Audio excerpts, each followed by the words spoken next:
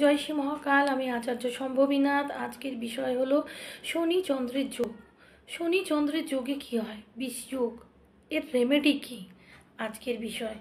যদি জন্মছকে শনি চন্দ্র একইভাবে থাকে বা একে অপরকে দৃষ্টি দিচ্ছে, তাহলে এই বিষযোগ জন্মছকে উৎপন্ন হয়। চন্দ্র মনের কারক, আর শনি বিষ, পাপগ্রহ। শনি ন্যায়ের আর অনুশাসনের দেবতা হয়েও শনি চন্দ্র যদি একসাথে থাকে তাহলে একটা বিষযোগ উৎপন্ন করে।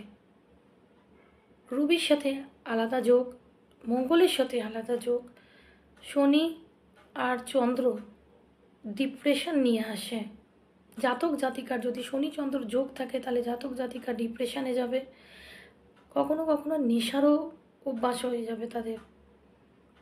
আর জীবনের এরা সুখ তো লাভ করে না, জীবনের সাফল্যতা আসাটাও খুব কষ্টের ব্যাপার, কেন সহজে সাফল্যতা জীবনে পায় না।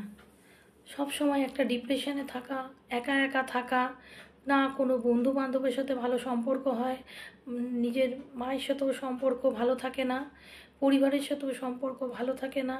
যে কোনো কাজ করতে যাবে, সেই কাজের মধ্যে সাফল্যতা না পাওয়া তো একে আরও ডিপ্রেশনে ফেলে দেয়। কখনো কখনো চন্দ্র শনির দশায় অন্তর্দশায় দেখা গেছে যে জাতক সুসাইড অ্যাটেম্প করে নিয়েছে। এটার থেকে বাঁচার সব থেকে বেস্ট রেমেডি হলো সোমবার দিন শিবলিঙ্গের অভিষেক করুন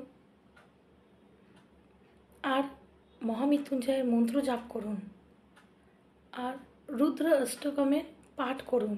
এতে শনি চন্দ্রের যে বিষ যোগ আছে এর প্রভাব অনেক কম পাবেন। জয় শ্রী মহাকাল।